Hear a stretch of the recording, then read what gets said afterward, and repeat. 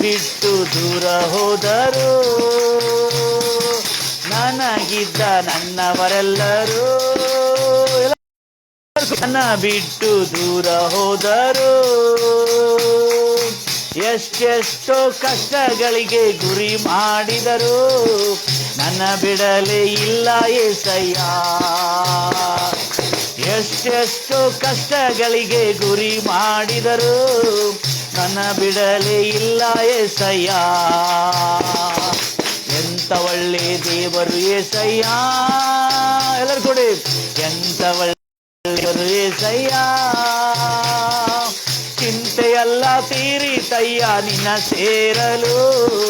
ಎಂತ ಒಳ್ಳೆ ದೇವರು ಏಸಯ್ಯ, ನನ್ನ ಚಿಂತೆಯೆಲ್ಲ ತೀರಿತಯ್ಯ ನಿನ್ನ ಸೇರಲು.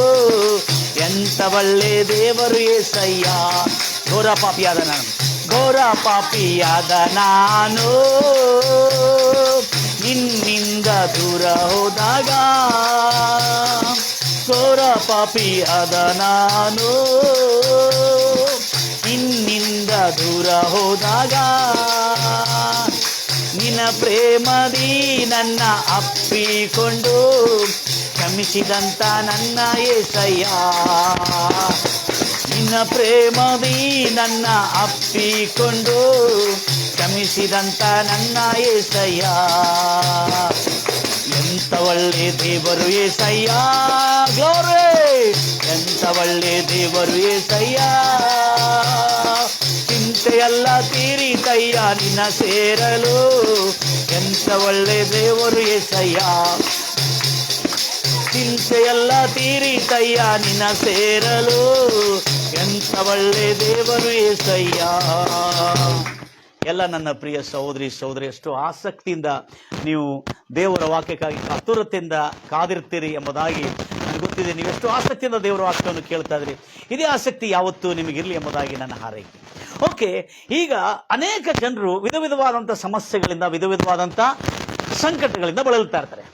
ಆದರೆ ಅನೇಕ ಜನರಿಗೆ, ಕೆಲವು ಜನರಿಗೆ ತಮ್ಮ ದಿನಗಳು ಹೇಗಿರ್ತಾವೆ ಎಂಬುದಾಗಿ ತಿಳ್ಕೊಳ್ಳುವ ಆಸಕ್ತಿ ಇರ್ತದೆ. ಹೇಗೆ ತನ್ನ ದಿನಗಳು ಹೇಗಿರುವು ಎಂಬುದಾಗಿ ಆಸಕ್ತಿ. ಗಂಭೀರವಾಗಿ ಹೇಳ್ತಿರಲ್ವಯ್ಯ, ಮನಪೂರ್ವಕಂದು ಹೇಳ್ತಿರಲ್ವಯ್ಯ. ದೇವ್ರ ಮಕ್ಕಳೇ, ತಮ್ಮ ದಿನಗಳಂದ್ರೆ ನನ್ನ ಭವಿಷ್ಯ ಏನಿರ್ತದೆ, ನನ್ನ ಭವಿಷ್ಯ ಹೇಗಿರ್ತದೆ ಅಂತೇಳಿ ಭವಿಷ್ಯ ತಿಳ್ಕೊಳ್ಬೇಕು. ನನ್ನ ವರ್ತಮಾನ ಯಾಕೆ ಹೀಗಿದೆ, ನಾನು ಈಗ ಯಾಕೆ ಹೀಗಿದ್ದೇನೆ, ನನ್ನ ಬದುಕು ಯಾಕೆ ಹೀಗೆ ನಡೀತಾ ಇದೆ, ನನಗೆ ಯಾಕೆ ಇಂಥ ತೊಂದರೆಗಳು ಬರ್ತಾ ಇದೆ ಅನ್ನೋ ಪ್ರಶ್ನೆ. ಮತ್ತು ನಾನು ಮುಂದಿನ ದಿನಗಳು ಹೇಗಿರುವವು ಅಂದ್ರೆ ಭವಿಷ್ಯ ಹೇಗಿರುವುದೆಂಬುದಾಗಿ ತಿಳ್ಕೊಳ್ಳುವ ಕುತೂಹಲ ಬಹಳ ಜನಗಿರ್ತದೆ. ಅದರ ನಿಮಿತ್ತ ಕೆಲವು ಜನರು ತಪ್ಪಾದ ಜನರ ಕಡೆ ಹೋಗಿ ಈ ಭವಿಷ್ಯವನ್ನು ತಿಳ್ಕೊಳ್ಳಿಕ್ಕೆ ಹೋಗಿರುವಾಗ ಅವರಿಗೆ ಬರ್ತಕ್ಕಂಥ ಸಂಕಟಗಳು ಬೇರೆ. ಆದ್ದರಿಂದ ನಾವು ಈ ವಿಷಯದಲ್ಲಿ ಜಾಗರೂಕರಾಗಿರೋಣ. ಎಲ್ಲರೂ ಹೇಳ್ತೀರ ಅಲ್ಲಲ್ವಿಯ. ಈಗ ನಮ್ಮ ಭವಿಷ್ಯವಾಗಲಿ, ನಾವು ಯಾಕೆ ಹೀಗೆ ಇದ್ದೇವೆ ಅನ್ನತಕ್ಕಂಥದ್ದು ನಮ್ಮ ಭೂತಕಾಲದಲ್ಲಿ, ಅಂದ್ರೆ ಗತಿಸಿರುವ ಕಾಲದಲ್ಲಿ ನಾವು ಏನೇನು ಮಾಡಿದ್ದೇವೆ, ಯಾವುದರ ನಿಮಿತ್ತ ನಮ್ಮ ವರ್ತಮಾನ ಇಷ್ಟು ಪತನವಾಗ್ತಾ ಇದೆ, ಅಂದ್ರೆ ಇವತ್ತಿನ ದಿನ ಯಾಕೆ ನಂದಿಷ್ಟು ಪತನವಾಗ್ತಾ ಇದೆ, ನಾಶವಾಗ್ತಾ ಇದೆ, ನಾನು ಯಾಕೆ ಉದ್ಧಾರ ಆಗ್ತಾ ಇಲ್ಲ ಅನ್ನೋ ಪ್ರಶ್ನೆಗೆ ಉತ್ತರ, ನಿನ್ನ ಭವಿಷ್ಯವು ಆತನ ಪುಸ್ತಕದಲ್ಲಿ ಬರೆಯಲ್ಪಟ್ಟಿದೆ. ನಿನ್ನ ವರ್ತಮಾನವು, ನಿನ್ನ ಭೂತಕಾಲವು, ನಿನ್ನ ವರ್ತಮಾನವು, ನಿನ್ನ ಭವಿಷ್ಯದ ಕಾಲವು, ನಿನ್ನ ಭವಿಷ್ಯವೆಲ್ಲ ಆತನ ಪುಸ್ತಕದಲ್ಲಿ, ನಿನ್ನ ವರ್ತಮಾನ ಅಂದ್ರೆ ಈಗ ನಡೀತಿರ್ತಕ್ಕಂಥ ನಿನ್ನ ಗತಿ ಆತನ ಪುಸ್ತಕದಲ್ಲಿ ಬರೆಯಲ್ಪಟ್ಟಿದೆ. ಅದಕ್ಕಾಗಿ ನೀವು ಅಲ್ಲಿ ಇಲ್ಲಿ ಹುಡುಕ್ಲಿಕ್ಕೆ ಹೋಗಿದ್ರೆ ಅವರು ದಾರಿ ತಪ್ಪಿಸ್ತಾರೆ ನಿಮಗೆ. ನನ್ನ ಅಂಶ ಏನಂದ್ರೆ, ಈ ಪುಸ್ತಕದಲ್ಲಿ, ಯಾವ ಪುಸ್ತಕದಲ್ಲಿ, ಬೈಬಲ್ ಅಲ್ಲಿ ಎಲ್ಲಾ ಮಾನವರ ಭವಿಷ್ಯವು, ಎಲ್ಲಾ ಮಾನವರ ಈಗ ನಡೀತಿರ್ತಕ್ಕಂಥ ವರ್ತಮಾನವು, ಅವರ ಗತಿಸಿ ಹೋಗಿದ್ದ ಕಾಲ, ಭೂತಕಾಲವು ಬರೆಯಲ್ಪಟ್ಟಿದೆ. ಅದರ ನಿಮಿತ್ತ ನೀವು ಪ್ರತಿದಿನ ಬೈಬಲನ್ನು ಅಥವಾ ಬೈಬಲ್ನಲ್ಲಿರ್ತಕ್ಕಂಥ ಹೊಸ ಒಡಂಬಡಿಕೆಯನ್ನು ಓದೋದ್ರಿಂದ ನಿಮ್ಮ ಭವಿಷ್ಯ, ನಿಮ್ಮ ವರ್ತಮಾನ ಯಾಕೆ ಹೀಗಿದೆ, ಈ ದುರ್ಮತಿಯಿಂದ ಈ ಪತನವಾಗಿರುವ ವರ್ತಮಾನವನ್ನು ನೀನು ಸರಿ ಮಾಡಿಕೊಳ್ಬೇಕೆಂಬುದಾಗಿ ಇದ್ರೆ ಇವತ್ತು ನಿನಗೆ ಅವಕಾಶ. ನಿನ್ನ ಉಜ್ವಲಕರವಾದಂಥ ಭವಿಷ್ಯ, ನಿನ್ನ ಸುಕ್ಷೇಮದಿಂದ ತುಂಬಿರುವ ಭವಿಷ್ಯ, ನನ್ನ ಪ್ರಿಯ ಸಹೋದರಿ ಸಹೋದರೇ, ನೀನಿನ್ನೂ ಜನ್ಮನೇ ಜನ್ಮಿಸಲಿಲ್ಲ. ನಮ್ಮ ತಂದೆ ತಾಯಿಗಳಾಗಲಿ ನಮ್ಮ ಪೂರ್ವಜರಾಗಲಿ ಇನ್ನೂ ಹುಟ್ಟಲೇ ಇಲ್ಲ.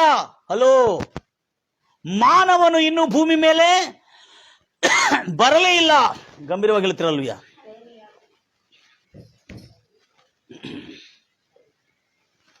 ಮಾನವನು ಇನ್ನೂ ಭೂಮಿ ಮೇಲೆ ಹುಟ್ಟಲೇ ಇಲ್ಲ. ಆದರೆ ಮಾನವನು ಭೂಮಿಯಲ್ಲಿ ಮಣ್ಣಲ್ಲಿ ರೂಪಿಸಲಿಕ್ಕೆ ಮುಂಚೆ, ಈ ಭೂಮಿಗೆ ಅಸ್ಥಿವಾರ ಹಾಕಲಿಕ್ಕೆ ಮುಂಚೆ,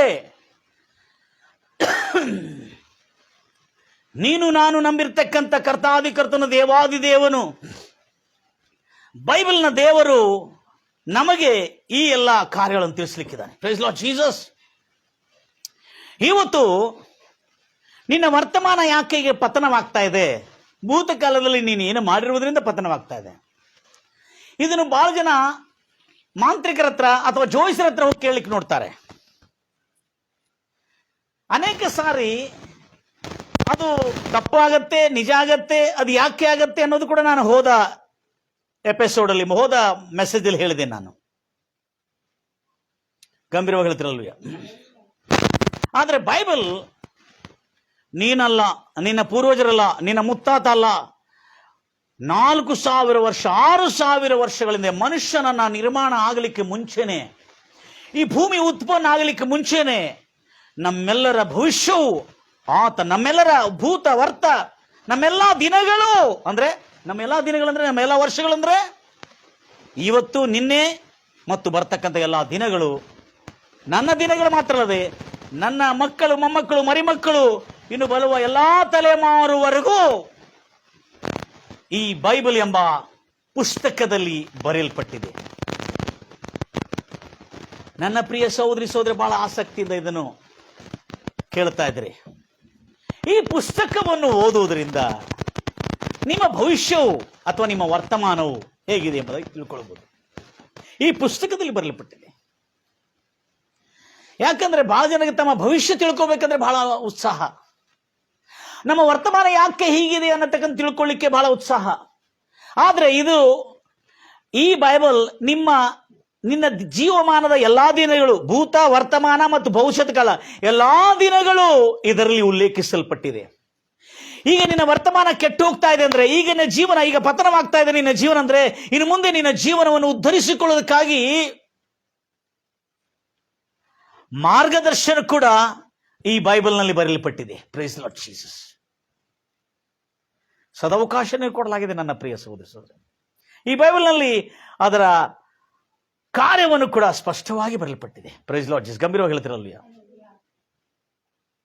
ನನ್ನ ಪ್ರಿಯ ಸಹೋದರಿ ಸಹೋದರೇ, ಎಷ್ಟು ಆಸಕ್ತಿಯಿಂದ ದೇವರ ವಾಕ್ಯವನ್ನು ಕೇಳ್ತಾ ಇದ್ರಿ, ಕೇಳಿಸ್ಕೋತ್ರಿ. ನಾನು ಡಿಸ್ಕ್ರಿಪ್ಷನ್ ಅಲ್ಲಿ ಕೊಟ್ಟು ಬಿಟ್ಟಿದ್ದೇನೆ ಈ ವಚನಗಳು.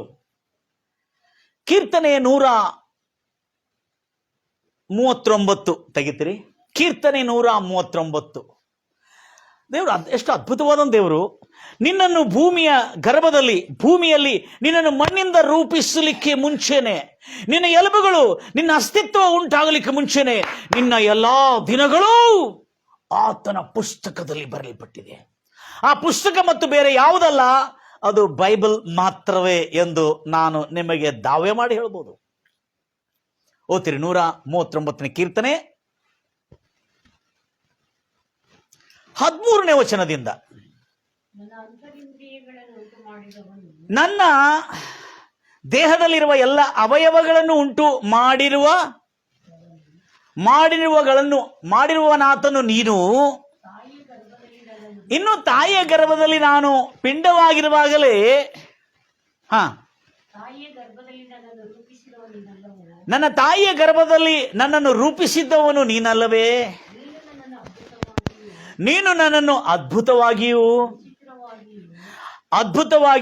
ಆಶ್ಚರ್ಯಕರವಾಗಿಯೂ ರಚಿಸಿದ್ದರಿಂದ, ರೂಪಿಸಿರುವುದರಿಂದ ನಿನ್ನನ್ನು ಕೊಂಡಾಡುತ್ತೇನೆ. ನಿನ್ನ ಕೃತ್ಯಗಳು ನನಗೆ ಆಶ್ಚರ್ಯಕರವಾಗಿವೆ ಎಂದು ನನ್ನ ಹೃದಯವು ಚೆನ್ನಾಗಿ ಗ್ರಹಿಸಿಕೊಂಡಿದೆ. ಮುಂದೆ ನಾನು ಗುಪ್ತ ಸ್ಥಳದಲ್ಲಿ ಏರ್ಪಡುತ್ತಾ ಭೂಗರ್ಭದಲ್ಲಿ ರಚಿಸಲ್ಪಡುತ್ತಿರುವಾಗಲೂ ನನ್ನ ಅಸ್ಥಿ ಪಂಜರವು ನಿನಗೆ ಮರೆಯಾಗಿರಲಿಲ್ಲ.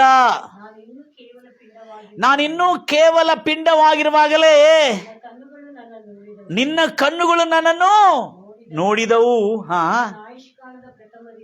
ನನ್ನ ಆಯುಷ್ಕಾಲದ ಪ್ರಥಮ ದಿನವು ಪ್ರಾರಂಭವಾಗುವ ಮೊದಲೇ ಅದರ ಎಲ್ಲಾ ದಿನಗಳು ನಿನ್ನ ಪುಸ್ತಕದಲ್ಲಿ, ನನ್ನ ಆಯುಷ್ಕಾಲವು ಪ್ರಥಮ ದಿನದಿಂದ ಎಲ್ಲಾ ದಿನಗಳು ನಿನ್ನ ಪುಸ್ತಕದಲ್ಲಿ ಬರೆಯಲ್ಪಟ್ಟಿವೆ ಅಲ್ಲ. ದೇವರೇ, ನಿನ್ನ ಸಂಕಲ್ಪಗಳು ನನ್ನ ಕುರಿತಿರ್ತಕ್ಕ ಸ್ಥಳದಲ್ಲಿ ಏರ್ಪಡುತ್ತಾ ನಿನ್ನ ಚಿತ್ತವು ನನ್ನ ದೃಷ್ಟಿಯಲ್ಲಿ ಎಷ್ಟೋ ಅಮೂಲ್ಯವಾಗಿವೆ. ಅವುಗಳು ಮೊತ್ತ ಬಹಳ ದೊಡ್ಡ ಲೆಕ್ಕವಾಗಿದೆ. ಮೊತ್ತವು ಬಹಳ ಗ್ರೇಟ್ ಆಗಿದೆ. ಅವುಗಳನ್ನು ಲೆಕ್ಕಿಸುವುದಾದರೆ ಸಮುದ್ರದ ಮರಳಿಗಿಂತ ಹೆಚ್ಚಾಗಿದೆ. ನಾನು ಎಚ್ಚರವಾಗಲು ಮುಂಚಿನಂತೆ ನಿನ್ನ ಬಳಿಯಲ್ಲಿದ್ದೇನೆ. ನನ್ನ ಪ್ರಿಯ ಸಹೋದರಿ ಸಹೋದರೇ, ಎಷ್ಟೋ ಆಸಕ್ತಿಯಿಂದ ದೇವರ ವಾಕ್ಯವನ್ನು ನೀವು ವೀಕ್ಷಿಸ್ತಾ ಇದ್ರಿ. ನಿಶ್ಚಯವಾಗಿ ನಿಮ್ಮ ಜೀವನದಲ್ಲಿ ಇವತ್ತು ಎಂದಿಗೂ ನಾನು ಕೇಳದ ಈ ಸಂದೇಶ ದೇವರ ಸೇವಕರ ಮೂಲಕ ಒಂದು ಘನ ಸೇವಕರ ಮೂಲಕವಾಗಿ ಈ ಕಾರ್ಯವು ನನಗೆ ತಿಳಿದು ಬಂತು. ಯಾಕೆಂದ್ರೆ ಅನೇಕ ಜನರು ನಮ್ಮ ಭವಿಷ್ಯ ಹೇಳುವಾಗ, ನಮ್ಮ ವರ್ತಮಾನ ಹೇಳುವಾಗ ಅನೇಕ ರೀತಿಯಾದಂಥ ತಪ್ಪು ಅಭಿಪ್ರಾಯಗಳನ್ನು ಕೊಡ್ತಾರೆ. Praise Lord Jesus. ಆದ್ರೆ ಇಲ್ಲಿ ಕರ್ತನೇ, ನನ್ನ ಎಲ್ಲಾ ದಿನಗಳು ನಿನ್ನ ಪುಸ್ತಕದಲ್ಲಿ ಉಲ್ಲೇಖಿಸಲ್ಪಟ್ಟಿದೆ. ಆ ಪುಸ್ತಕ ಯಾವುದು ಅಂತ ಕೇಳಿದ್ರೆ ಅದು ಪರಲೋಕದಲ್ಲಿರುವ ಜೀವದಾಯಕವಾದಂತ ಜೀವಬಾಧ್ಯದ ಪಟ್ಟಿ ಎಂಬುದಾಗಿ ಹೇಳ್ತಾರೆ. ಹೌದು, ಆದರೆ ಜೀವಬಾಧ್ಯದ ಪಟ್ಟಿ ಸರಿ, ಅದು ಕೂಡ ಸರಿನೇ ಅಂತ ಹೇಳ್ತೀನಿ. ಆದರೆ ನಮ್ಮ ಕೈಯಲ್ಲಿ ಕೊಡಲ್ಪಟ್ಟಿರುವ ಬೈಬಲ್ ಕೂಡ ನಮ್ಮ ಎಲ್ಲಾ ದಿನಗಳು ಇದರೊಳಗೆ ಉಲ್ಲೇಖಿಸಲ್ಪಟ್ಟಿದೆ. ಎಲ್ಲರೂ ಹೇಳ್ತೀರಲ್ವಯ್ಯ. ಯಾವತ್ತೂ ಈ ಕಾರ್ಯಗಳನ್ನು ನಾವು ಎಷ್ಟು ಮಾತ್ರಕ್ಕೂ ಅಲ್ಲಗಳಿಲಿಕ್ಕೆ ಆಗುವುದಿಲ್ಲ. ಏನ್ ಮಾಡ್ಲಿಕ್ಕೆ ಆಗುದಿಲ್ಲ? ಅಲ್ಲಗಳಿಲಿಕ್ಕೆ ಆಗುವುದೇ ಇಲ್ಲ. Praise Lord Jesus. ಗಂಭೀರವಾಗಿ ಹೇಳ್ತಿರಲ್ವಯ್ಯ. ಯಾಕಂದ್ರೆ ಇದು ಸತ್ಯ. ಇದು ಈ ವಾಕ್ಯ ನಮಗೆ ಸತ್ಯವಾದಂತ ವಾಕ್ಯ ನಮ್ಗೆ ತಿಳಿದು ಬರ್ತದೆ. ನಿನ್ನ ಸಂಕಲ್ಪವು, ದೇವರೇ, ನಿನ್ನ ಸಂಕಲ್ಪ, ನಿನ್ನ ಪ್ಲಾನ್ಸ್, ನಿನ್ನ ಚಿತ್ತ ನನ್ನ ಕುರಿತು ಬಹಳ ಅಮೂಲ್ಯವಾಗಿದೆ ಅಂತ ಹೇಳ್ತಾರೆ. ಜಾಗ್ರತೆಯಿಂದ ಕೇಳ್ಕೊಳ್ತೀರಿ. ಗಂಭೀರವಾಗಿ ಹೇಳ್ತಿರಲ್ವಯ್ಯ. ಗಂಭೀರವಾಗಿ ಹೇಳ್ತಿರಲ್ವಯ್ಯ. ಹಲ್ಲೆಲೂಯಾ. ನಿನ್ನ ಚಿತ್ತ ಬಹಳ ಅಮೂಲ್ಯವಾಗಿದೆ. ನಾವೇನು ಮಾಡ್ತೇವೆ? ಪ್ರಭು, ನೀ ಚಿತ್ತಮೈತೆ ಅಂತ ಹೇಳಿದೆ. ನಿನ್ನ ಚಿತ್ತ ಏನಿದ್ರೆ ಅದಾಗ್ತದೆ. ನಿನ್ನ ಚಿತ್ತ ಅಂದ್ರೆ ದೇವರ ಚಿತ್ತ ನಮ್ಮ ಕುರಿತು ಕೆಟ್ಟದಾಗಿಲ್ಲ ಅನ್ನತಕ್ಕಂಥ ಸತ್ಯವು ನಾವು ತಿಳಿದಿರಬೇಕು. ಅದಕ್ಕೆ ಭಕ್ತನಾದ ದಾವಿದನು ಇದನ್ನೆಷ್ಟು ಕ್ಲಾರಿಟಿಯಾಗಿ ಹೇಳ್ತಾ ಇದ್ದಾರೆ. ನನ್ನ ದೇವರೇ, ನನ್ನ ಒಡೆಯನೇ, ನನ್ನ ಪ್ರಭುವೇ, ನನ್ನ ಕುರಿತು ನಿನ್ನ ಸಂಕಲ್ಪ ಬಹಳ ಅಮೂಲ್ಯವಾಗಿವೆ. ಮತ್ತೊಂದು ಸಾರಿ ಉತ್ತರ ಆ ಮಾತವನ್ನು ಇಂಗ್ಲಿಷಲ್ಲಿ, how precious also are your thoughts to me, O God, how great is the sum of them. ಅಂದ್ರೆ ಸಮ್ ಆಫ್ ಅದರ ಮೊತ್ತವು ಬಹಳ ದೊಡ್ಡವಾಗಿದೆ. ಟೋಟಲ್ ಬಹಳ ದೊಡ್ಡದಾಗಿದೆ. ಅದು ಯಾರು ಲೆಕ್ಕಿಸ್ಲಿಕ್ಕೆ ಆಗುದಿಲ್ಲ. ಸಮುದ್ರದ ಉಸುಬಿನಂತೆ ಅದು ಇದೆ ಎಂಬುದಾಗಿ. ಅಂದ್ರೆ ಅದು ಇದೆ, ಆದ್ರೆ ಅದರ ಮೊತ್ತವು ಬಹಳ ದೊಡ್ಡದಿದೆ. ಅದು ಎಂಥದಿದೆ ಕೂಡ ಬರೆದಿದ್ದಾನೆ ಅದರೊಳಗೆ. ದೇವರು ಮಾನವನ ಕುರಿತಿರ್ತಕ್ಕಂಥ ಒಳ್ಳೆ ಸಂಕಲ್ಪ ಎಂಥದಿದೆ ಅಂತ ಬರೆದಿದ್ದಾನೆ ಅಲ್ಲಿ. ಉತ್ತರ ಮಾತನ್ನು, ಓ ದೇವರೇ, ನಿನ್ನ ಸಂಕಲ್ಪಗಳು ನನ್ನ ಕುರಿತು, ಟು ಮೀ, ಹಲೋ, ನನಗೆ ನಿನ್ನ ಸಂಕಲ್ಪಗಳು ನನಗೆ ಎಷ್ಟೋ ಅಮೂಲ್ಯವಾಗಿದೆ. ಯಾಕಂದ್ರೆ ನನ್ನ ಕುರಿತು ನೀನು ಅಮೂಲ್ಯವಾದಂಥ ಸಂಗತಿಗಳು ಮಾಡಿಟ್ಟಿದ್ದೀ ಕರ್ತನೆ. Praise the Lord Jesus. ಮುಂದೆ, ಅವುಗಳ ಒಟ್ಟು ಅಸಂಖ್ಯವಾಗಿವೆ. ಅವುಗಳನ್ನು ಲೆಕ್ಕಿಸುವುದಾದರೆ ಸಮುದ್ರದ ಮರಳಿಗಿಂತ ಹೆಚ್ಚಾಗಿದೆ. ಸಮುದ್ರದ ಮರಳಿಗಿಂತ ಹೆಚ್ಚಾಗಿದೆ. ಆಮೇಲೆ ನಾನು ಎಚ್ಚರವಾಗಲು ಮುಂಚಿನಂತೆ ನಿನ್ನ ಬಳಿ. ಅಂದ್ರೆ ದೇವರು ನನ್ನ ಕುರಿತು ಎಲ್ಲ ಗೊತ್ತಿದೆ ಕರ್ತನೆ, ನನ್ನ ಎಲ್ಲ ಆಲೋಚನೆ ಗೊತ್ತಿದೆ. ಮೊದಲನೇ ವಚನ ಓದ್ತೀರಿ, ಕೀರ್ತನೆ 39 ಮೊದಲನೇ ವಚನ. Lord search me. ಓ ಪ್ರಭುವೇ, ಒಡೆಯನೇ, ನೀನು ನನ್ನನ್ನು ಪರೀಕ್ಷಿಸಿ ನನ್ನನ್ನು ತಿಳಿದುಕೊಂಡಿದಿ. ಅಲ್ಲೆಲೂಯಾ. ನಾನು ಕೂತುಕೊಳ್ಳುವುದು, ನಾನು ಹೇಳುವುದು ನಿನಗೆ ಗೊತ್ತಿದೆ. ನಾನಿನ್ನೂ ಆಲೋಚನೆ ಮಾಡಿರುವುದಿಲ್ಲ. ನನ್ನ ಆಲೋಚನೆ ಏನು ಮಾಡುತ್ತೀನಿ ಎಂಬುದಾಗಿ ನೀನು ಬಲ್ಲಿದಿ ಕರ್ತನೆ.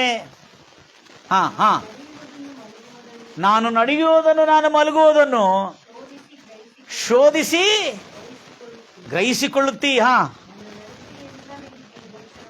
ನನ್ನ ನಡತೆ ಎಲ್ಲ ನಿನಗೆ ಗೋಚರವಾಗಿದೆ. Praise the Lord Jesus. ಗಂಭೀರವಾಗಿ ಹೇಳ್ತಿರಲ್ಲೂಯ್ಯ. ನನ್ನ ನಡತೆ ಎಲ್ಲ ನಿನಗೆ ಗೋಚರವಾಗಿದೆ. ಓ ಪ್ರಭುವೇ, ನನ್ನ ಒಡೆಯನೇ, ನನ್ನ ನಾಲಿಗೆಯ ಮಾತುಗಳಲ್ಲಿ ನೀನು ಅರಿಯದೇ ಇರುವಂಥದ್ದು ಒಂದು ಇಲ್ಲ. God knows everything. ಸುತ್ತಲೂ ನನ್ನನ್ನು ಆವರಿಸಿ ನಿನ್ನ ಕೈಯನ್ನು ನನ್ನ ಮೇಲಿಟ್ಟಿದಿ. ಇಂಥ ಜ್ಞಾನವು ನನಗೆ ಬಹು ಆಶ್ಚರ್ಯವಾಗಿದೆ. ಯಾಕಂದ್ರೆ ನೀನು ನನ್ನ ವಿಷಯದಲ್ಲಿ ಎಷ್ಟೆಲ್ಲ ಚಿಂತನೆ ಮಾಡ್ತಾ ಇದ್ದಿ. ನನ್ನ ಕುರಿತು ಎಲ್ಲ ನಿನಗೆ ಗೊತ್ತಿದೆ. ನಿನಗೆ ನನ್ನ ವಿಷಯವೆಲ್ಲ ಗೊತ್ತಿರುವ ಆ ಜ್ಞಾನವು ನನಗೆ ಆಶ್ಚರ್ಯವಾಗಿದೆ ಎಂಬುದಾಗಿ. ಅಷ್ಟೇ ಅಲ್ಲದೆ ಈತನ ಅದೇ ಮಾತನ್ನು ಮತ್ತೆ ಬಂದಿರುವಾಗ, ಇಲ್ಲಿ ಕೆಳಗೆ ಬಂದಿರುವಾಗ ನಾವು 13ನೇ ವಚನದಲ್ಲಿ ಆತನ ಎಷ್ಟು ಚೆನ್ನಾಗಿ ಹೇಳ್ತಾ ಇದ್ದ ನೋಡ್ರಿ. ಈಗ ಬದುಕುತ್ತಿರುವುದಲ್ಲ, ನನ್ನ ಅಸ್ತಿತ್ವ ಅಂದ್ರೆ ನಾನು ಭೂಮಿಯ ಅದೋ ಭಾಗದಲ್ಲಿ ಮಾಡಲ್ಪಡ್ತಾ ಇರುವಾಗಲೂ, ಅಂದ್ರೆ ಆದಿಕಾಂಡದ ಬಗ್ಗೆ ಮಾತಾಡ್ತಾ ಇದ್ದಾನೆ ಆತ. ಓದ್ತಿರಮ್ಮ? ನನ್ನ ಅವಯವಗಳನ್ನು, ನನ್ನ ಅಂತರಿಂದ್ರಿಯಗಳನ್ನು ಉಂಟು ಮಾಡಿದವನು, ತಾಯಿಯ ಗರ್ಭದಲ್ಲಿ ನನ್ನನ್ನು ರೂಪಿಸಿದ್ದವನು ನೀನಲ್ಲವೇ? ನೀನು ನನ್ನನ್ನು ಹೇಗೆ ಮಾಡಿದಾನೆ? ಚೀಪಾಗಿ ಮಾಡಲಿಲ್ಲ. ಹಲ್ಲೆಲೂಯಾ. ನನ್ನನ್ನು ಒಂದು ಶೋಷಿತನಾಗಿ, ಒಂದು ಚಿಕ್ಕ ಜಾತಿಯಾಗಿ ನಮ್ಮನ್ನು ಮಾಡಲಿಲ್ಲ. ನಮ್ಮನ್ನು ನೀಚ ಜಾತಿಯಾಗಿ ನಮ್ಮನ್ನು ಮಾಡಲಿಲ್ಲ. ಹಲ್ಲೆಲೂಯಾ. ಪ್ರತಿಯೊಬ್ಬನು ನಮ್ಮನ್ನು ಚಿಕ್ಕ ಜಾತಿಯಾಗಿ, ನೀಚ ಜಾತಿಯಾಗಿ, ಅಥವಾ ನಾವು ಚಿಕ್ಕವರಾಗಿ, ನಾವು ಎಲ್ಲರ ಮುಂದೆ ಕಡಿಮೆ ಎನಿಸಲ್ಪಟ್ಟವರಾಗಿಲ್ಲ. ಮಾನವರೆಲ್ಲರೂ ದೇವರ ಅದ್ಭುತವಾಗಿ ನಾವು we are the one of the world's most wonderful creation of the world. ನೀವು ಕೇಳಿರ್ಬೋದು, ಪ್ರಪಂಚದ ಅತ್ಯಂತ ಅದ್ಭುತಗಳು. ಹೌದಾ? What are the wonders of the world? Taj Mahal, ಆಮೇಲೆ ಗೊತ್ತಿಲ್ಲ. ಹೌದಾ? ಅನೇಕ ತಾಜ್ ಮಹಲ್ ಇದು ವಂಡರ್ ಇದೆ, ಮತ್ತು ಕೆಲವೊಂದು ಟವರ್ಗಳು, ವಂಡರ್ಫುಲ್ ಟವರ್ಗಳಿದೆ, ಮತ್ತು ಕೆಲವು ಗೋಡೆಗಳು, ಚೈನಾ ಗೋಡೆ ಬಹಳ ದೊಡ್ಡ ವಂಡರ್ಫುಲ್ ಇದೆ. ಆದ್ರೆ ಎಲ್ಲ ವಂಡರ್ಫುಲ್. ಇದನ್ನೆಲ್ಲ ಮಾಡಿದ್ದವನು ಅದಕ್ಕಿಂತ wonderful. Praise the Lord Jesus. ಇವುಗಳನ್ನು ಮಾಡಿರತಕ್ಕಂಥ ಮನುಷ್ಯನು ಅದ್ಭುತವಾಗಿಯೂ ಆಶ್ಚರ್ಯವಾಗಿ ನಿನ್ನನ್ನು ಮಾಡಿದ್ದಾನೆ. ನನ್ನ ಪ್ರಿಯ ಸಹೋದರಿ ಸಹೋದರಿ, ನಿನ್ನನ್ನು ಯಾರಾದರೂ ನೀನು ಚೀಪಿದಿ, ನೀನು ಚಿಕ್ಕ ಜಾತಿಯವನು, ನೀನು ಕಡಿಮೆ ಜಾತಿಯವನು ಎಂಬುದಾಗಿ ಯಾರಾದರೂ ತೆಗೆಳಿದರೆ, ನೀನು ನೇರವಾಗಿ ಹೇಳುವುದು I am the wonderful creation of this earth ಎಂಬುದಾಗಿ. ಈ ಭೂಮಿಯಲ್ಲಿ ಮಾನವನು ಅದ್ಭುತವಾಗಿದ್ದಾನೆ ಮತ್ತು ಆಶ್ಚರ್ಯಕರವಾದಂಥ ಸೃಷ್ಟಿಯಾಗಿದ್ದಾನೆ. Praise the Lord Jesus. ಅಷ್ಟೇ ಅಲ್ಲದೆ ಮುಂದೆ ನೋಡ್ತೀವಿ, ಮುಂದೆ ಓದ್ತಿರಮ್ಮ.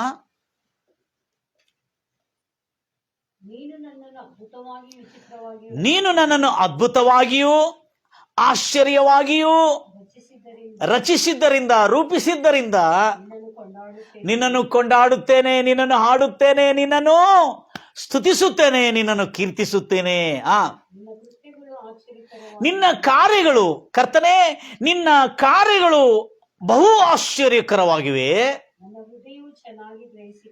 ನನ್ನ ಹೃದಯವು ಚೆನ್ನಾಗಿ ಅದನ್ನು ಗ್ರಹಿಸಿಕೊಂಡಿದೆ. ನಾನು ಗುಪ್ತ ಸ್ಥಳದಲ್ಲಿ, ಅಂದ್ರೆ ಆದಿಕಾಂಡದಲ್ಲಿ ಮಾನವನನ್ನು ಮಣ್ಣಿಂದ ರೂಪಿಸಿದನಲ್ಲ, ನಾನು ಮಣ್ಣಿಂದ ರೂಪಿಸಲ್ಪಡುತ್ತಾ ಇರುವಾಗ ನಾನು ಭೂಗರ್ಭದಲ್ಲಿ, ತಾಯಿ ಗರ್ಭದಲ್ಲಿ ರಚಿಸಲಿಕ್ಕೆ ಮುಂಚೆ ಮೊದಲು ಭೂಗರ್ಭದಲ್ಲಿ, ಆದಿ ಕಾಂಡದ ಬಗ್ಗೆ ಮಾತಾಡ್ತಾ ಇದ್ದಾನೆ.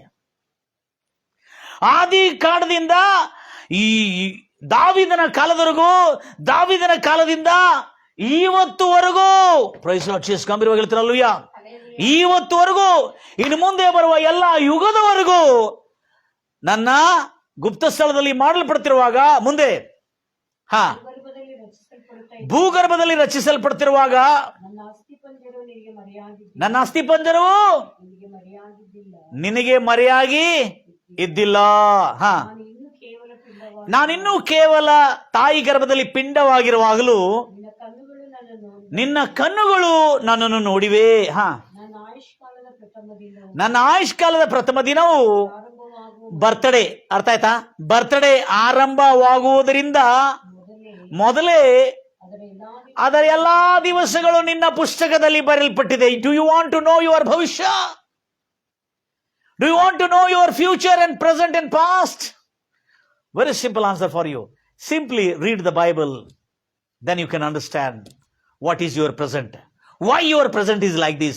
And if you want to make your present, if you want to make your bright future, you can make your bright future by turning away from all your sins and iniquities and all the offenses to the Lord Jesus Christ.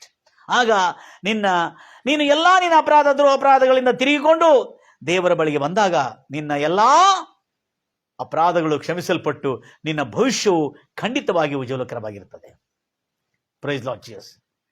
ಗಂಭೀರವಾಗಿ ಹೇಳ್ತೀರಲ್ಲೂಯ್ಯ ದೇವರ ಮಕ್ಕಳೇ. ಅಷ್ಟೇ ಅಲ್ಲದೆ ಮತ್ತೆಷ್ಟು ಚೆನ್ನಾಗಿದೆ ನೋಡ್ರಿ, ಆ ಪುಸ್ತಕದಲ್ಲಿ ಏನಿದೆ ಎಂಬುದಾಗಿ ಹೇಳ್ತಾ ಇದೆ ನೋಡ್ರಿ. ಓದಿಮ್ಮ. ದೇವರೇ, ನಿನ್ನ ಪ್ಲಾನ್ಸ್ಗಳು ನನ್ನ ಕುರಿತು ನಿನ್ನ ಉದ್ದೇಶಗಳು ಎಷ್ಟೋ ಗೌರವವಾಗಿವೆ, ಅಂದ್ರೆ ಎಷ್ಟೋ ಅಮೂಲ್ಯವಾಗಿವೆ, ಎಷ್ಟೋ ಒಳ್ಳೆಯದಾಗಿವೆ, ಎಷ್ಟೋ ಉತ್ತಮವಾಗಿದೆ.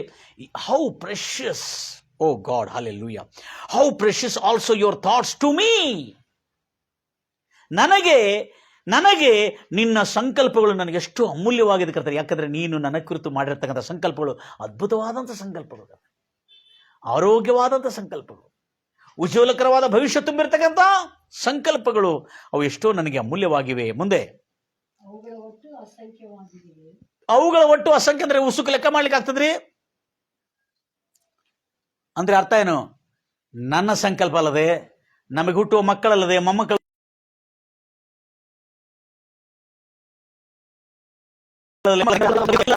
ಕುರಿತು ದೇವರಿಟ್ಟುಕೊಂಡಿರುವ ಸಂಕಲ್ಪ ಯಾರು ಎನಿಸ್ಲಿಕ್ಕಾಗುವುದಿಲ್ಲ ಎಂಬ ಅರ್ಥ ಅದರೊಳಗಿದೆ. ಅದಕ್ಕೆ ನಾನು ಹೇಳೋದೆಂದ್ರೆ, ಇವತ್ತು ದೇವರು ನಮಗೋಸ್ಕರವಾಗಿ ಇಟ್ಟುಕೊಂಡಿರ್ತಕ್ಕಂಥ ಒಳ್ಳೆ ಸಂಕಲ್ಪವನ್ನು, ಒಳ್ಳೆಯ ಉದ್ದೇಶವನ್ನು, ನಮ್ಮ ಉಜ್ವಲಕರವಾದ ಭವಿಷ್ಯ, ನಮ್ಮ ಕ್ಷೇಮವಾದಂಥ ಜೀವನ, ನಮ್ಮ ಸುಖಕರವಾದಂಥ ಜೀವನ, ನಮ್ಮ ಆರೋಗ್ಯದ ಜೀವನ, ನಮ್ಮ ಗೌರವನೀಯದ ಮಾನ ಸನ್ಮಾನದಿಂದ ತುಂಬಿರತಕ್ಕಂಥ ಜೀವನ ಕರ್ತನ ವಾಕ್ಯದಲ್ಲಿ ಬರೆಯಲ್ಪಟ್ಟಿದೆ. ಅದಕ್ಕಾಗಿ ಲಕ್ಷ ಇಟ್ಟು ಕೇಳ್ತೀರಿ. 29:11 ಆಗ್ತದೆ. ಯೆರೆಮೀಯ ಪ್ರವಾಚಕನ ಪುಸ್ತಕ 29:11 ದಯಮಾಡಿ ಓದ್ತೀರಿ. ಯೆರೆಮೀಯ ಪ್ರವಾಚಕನ ಪುಸ್ತಕ 29:11.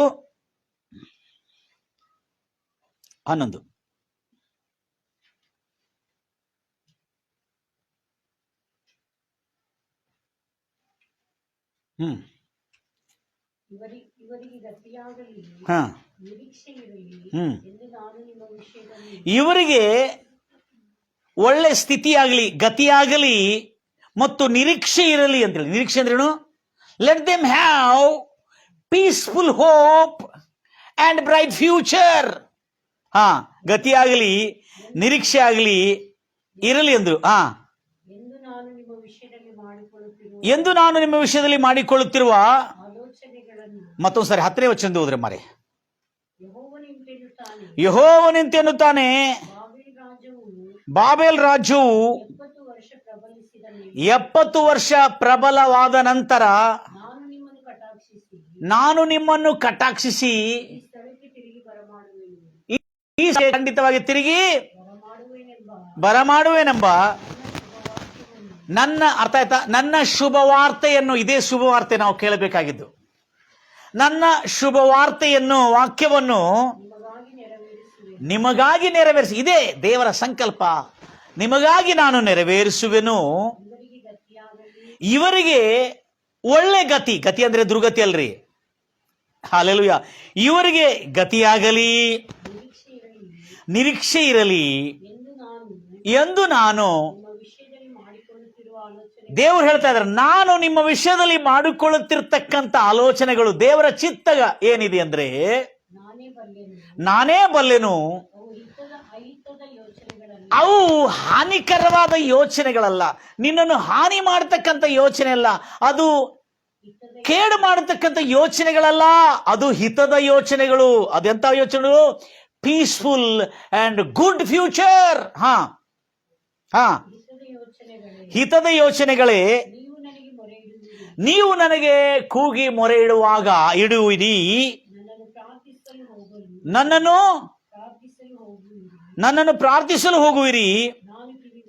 ನಾನು ನಿಮ್ಮ ಪ್ರಾರ್ಥನೆಯನ್ನು ಕೇಳಿ ನಿಮ್ಮ ದುರ್ಗತಿಯನ್ನು ತೆಗೆದು ನಿನ್ನ ಜೀವನವನ್ನು ಸಮಾಧಾನ, ಶಾಲೋಮ್, ಸುಖವನ್ನು ಅನುಗ್ರಹಿಸುತ್ತೇನೆ. ಮುಂದೆ, ನೀವು ನನ್ನನ್ನು ಹುಡುಕುವಿರಿ, ಮನಪೂರ್ವಕವಾಗಿ ಹುಡುಕಿದಾಗ ನನ್ನನ್ನು ಖಂಡಿತವಾಗಿ ಕಂಡುಕೊಳ್ಳಿರಿ. ಅಂದ್ರೆ ಒಳ್ಳೆ ದೇವರನ್ನು, ಒಳ್ಳೆ ಉದ್ದೇಶಗಳನ್ನು, ಒಳ್ಳೆ ಸಂಕಲ್ಪಗಳನ್ನು ನೀವು ಕಂಡುಕೊಳ್ಳುವಿರಿ. ನನ್ನ ಪ್ರಿಯ ಸಹೋದರಿ ಸಹೋದರೇ, ನೋಡ್ರಿ, ದೇವರು ತಾನೇ ಸ್ವಯಂ ಹೇಳ್ತಾ ಇದ್ದಾನೆ, ನೀವು ಬಾಬೆಲ್ನಿಂದ, ಪ್ರಬಲವಾದ ಬಾಬೆಲ್ನಿಂದ ನೀವು ಏನಾಗಿದ್ದಾಗ, ಸಂಪೂರ್ಣವಾದ ನಂತರ, ಓದ್ತೀರಾ ಮಾತ್ರ 10ನೇ ವಚನ, after this is the lord and after the ನೀವು 70 ವರ್ಷ ಮುಗಿದಾದ ನಂತರ ನಾನು ನಿಮ್ಮನ್ನು ಒಳ್ಳೆ ವಾರ್ತೆಯಿಂದ, ಒಳ್ಳೆ ಉದ್ದೇಶಗಳಿಂದ, ಒಳ್ಳೆ ಸಂಕಲ್ಪದಿಂದ, ಅಮೂಲ್ಯವಾದಂಥ, ಉಜ್ವಲಕರವಾದಂಥ, ಸಮೃದ್ಧಿ ತುಂಬಿರ್ತಕ್ಕಂಥ, ಹಾಲು ಜೇನು ಹರಿಯತಕ್ಕಂಥ ದೇಶದ ಸುಖವನ್ನು ಕೊಡುತ್ತೇನೆಂಬ ಶುಭವಾರ್ತೆ ನಾನು ನಿಮಗಾಗಿ ಅನುಗ್ರಹಿಸುವೆನು. ಅದು ಇವತ್ತು ಅನುಗ್ರಹಿಸಿದ್ದಾನೆ. ಈಗ ಇಂಗ್ಲಿಷಲ್ಲಿ ಓದ್ತೇನೆ. I know the thoughts that I think towards you. ನಿನ್ನ ಬಗ್ಗೆ ದೇವರ ಚಿತ್ತ ಏನಿದೆ ಅಂತೇಳಿ ನಾನು ನಿಮ್ಮ ಕುರಿತು ಏನು ಆಲೋಚನೆ ಮಾಡ್ತಿದ್ದೀನಿ ಅಂತ ನಾನು ಬಲ್ಲೆನು. I know. ನೆಕ್ಸ್ಟ್ ಹೇಳ್ತಾನೆ, says the lord, the thoughts of piece and not of the evil. ನಿನ್ನ ಕುರಿತು ನಾನು ಮಾಡಿಕೊಂಡಿರುವ ಆಲೋಚನೆ ಸಮಾಧಾನಾರ್ಥಕವಾದ ಆಲೋಚನೆವೇ ಹೊರತು ಅದು ಕೇಡಿನ ಆಲೋಚನೆವಲ್ಲ. ಆಮೇನ್. ಅಷ್ಟೇ ಅಲ್ಲದೆ, to give you future and a hope. ಅಂದ್ರೆ ನಿನಗೆ ಸಮಾಧಾನಾರ್ಥಕವಾದಂಥ, ಶುಭಕರವಾದಂಥ ಭವಿಷ್ಯವನ್ನು ಕೊಡಲು ನಿನಗೆ ನಿರೀಕ್ಷೆ ಉಂಟಾಗುತ್ತೆ, ನಿನಗೆ ಆಶ್ವಾಸನೆಯನ್ನು ಕೊಡ್ತಾ ಇದ್ದೇನೆ ನಾನು. I am giving you hope. I am assuring you that you have bright and peaceful and happy life if you call me, you pray unto me. ನೀನು ನನ್ನನ್ನು, ದೇವರು ಹೇಳ್ತಾ ಇದ್ದಾರೆ, ನೀನು ನನ್ನನ್ನು ಪ್ರಾರ್ಥಿಸುವುದಾದರೆ, ನನಗೆ ಮೊರೆ ಇಡುವುದಾದರೆ, ನಿನ್ನ ಮೊರೆಯನ್ನು ನಾನು ಖಂಡಿತವಾಗಿ ಕೇಳುವೆನೆಂಬುದಾಗಿ. ನನ್ನ ಪ್ರಿಯ ಸಹೋದರಿ ಸಹೋದರೇ, ನಿನ್ನ ಉಜ್ವಲಕರವಾದ ಭವಿಷ್ಯ, ನಿನ್ನ ಸಮೃದ್ಧಿ, ಅಭಿವೃದ್ಧಿ, ಆರೋಗ್ಯ ತುಂಬಿರ್ತಕ್ಕಂಥ ಆ ಭವಿಷ್ಯ ನಿನಗೆ ಬೇಕಾ? ಹಾಗಾದರೆ ಇವತ್ತು ಕೂಗಿ ಮೊರೆ ಇಡೋಣ. ಕರ್ತನೇ, ಇವತ್ತುವರೆಗೂ ನನ್ನ ಜೀವನದಲ್ಲಿ ಪತನವಾಯಿತು. ಯಾಕೆ ಆಯಿತು? ಬೈಬಲ್ ಹೇಳ್ತಾ ಇದೆ, ಇದುವರೆಗೆ ಕೆಲವು ಜನರ ಜೀವನ ಪತನವಾಗಿ, ನಾಶಕರವಾಗಿ, ದುಃಖಕರವಾಗಿ, ವೇದನಕರವಾಗಿದೆ. ದಯಮಾಡಿ ಕೇಳಿಸ್ಕೋತೀರಿ ನನ್ನ ಪ್ರಿಯ ಸಹೋದರಿ ಸಹೋದರೇ. ಬಹಳ ಜನರು ಇದನ್ನು ಅಪಾರ್ಥ ಮಾಡ್ಕೊಂಡು, ಯಾಕೆ ಇದು ಹಾಗೆ ಆಗಿದೆ? ದೇವರ ಮಾತಿಗೆ ಅವಿ ನೋಡಿ, ನಿನ್ನ ಎಲ್ಲಾ ದಿನಗಳು ಎಲ್ಲಿ ಬರಲ್ಪಟ್ಟಿದೆ? ಕರ್ತನೇ, ನನ್ನ ಎಲ್ಲಾ ದಿನಗಳು ನಿನ್ನ ಈ ಪುಸ್ತಕದಲ್ಲಿ, ಬೈಬಲ್ ಅಲ್ಲಿ ಬರೆಯಲ್ಪಟ್ಟಿದೆ, ನಿನ್ನ ಪುಸ್ತಕದಲ್ಲಿ ಬರೆಯಲ್ಪಟ್ಟಿದೆ. ಅದನ್ನು ಯಾಕೆ ಹೇಳ್ತಾ ಅಂದ್ರೆ, ನನ್ನ ಎಲ್ಲಾ ದಿನಗಳು. ತಿಳಿಸ್ತೀನಿ ನಾನು ನಿಮಗೆ.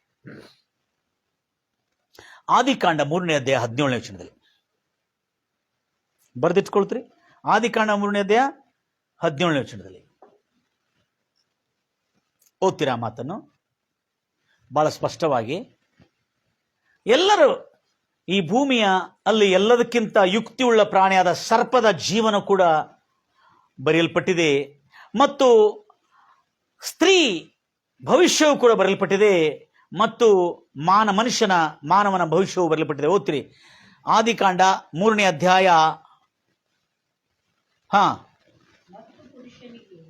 ಆಗ ಮನುಷ್ಯನು ಪಾಪ ಮಾಡಿದಾಗ ಅವನು ದೇವರ ಮಾತನ್ನು ಮೀರಿ ತನ್ನ ಇಷ್ಟ ಪ್ರಕಾರವಾಗಿ ನಡೆದಾಗ ಅವನಿಗೆ ತಿಳಿಸಿದ ದೇವರು, ನೀನು ಈ ತೋಟದ ಮಧ್ಯದಲ್ಲಿರುವ ಮರದ ಹಣ್ಣನ್ನು, ಆದಿಕಾಂಡ 3ನೇ ಅಧ್ಯಾಯ 17ನೇ ವಚನ, ಈ ತೋಟದ ಮಧ್ಯದಲ್ಲಿರುವ ಜೆನೆಸಿಸ್, ಈ ತೋಟದ ಮಧ್ಯದಲ್ಲಿರುವ ಮರದ ಹಣ್ಣನ್ನು ತಿಂದರೆ ನೀನು ತಿಂದ ದಿನವೇ ನೀನು ಸಾಯುವಿ ಎಂಬುದಾಗಿ ಹೇಳಿದ್ದಾನೆ.